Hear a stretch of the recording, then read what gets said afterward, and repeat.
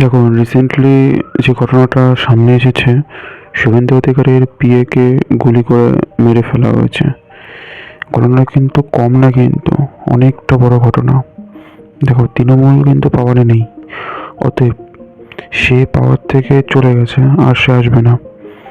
কিন্তু সে কিন্তু বড় একটা ঝামেলা করে যাবে। ঝামেলা কিন্তু হবে, সেই জন্য সরকারকে শক্ত হতে হবে। আমার সোজা কথা, যে যেই ভাষায় বোঝে তাকে সেই ভাষায় বোঝাতে হবে। ঝামেলা কিন্তু হবে।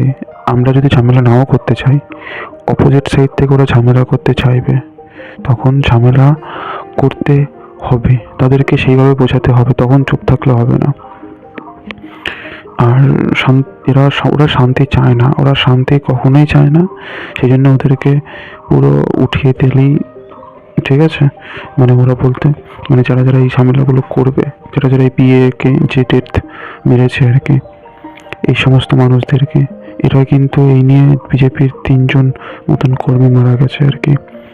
আর 2021 সালে তো প্রায় অনেকজন, 50 থেকে 60 জন মারা গেছে। তা সত্ত্বেও তারপর অনেক মহিলা রেপ হয়েছে বিজেপির কর্মীরা। এবার তৃণমূল চলে যাবে, কিন্তু তৃণমূল কিন্তু বিশাল একটা ঝামেলা তৈরি করে যাবে।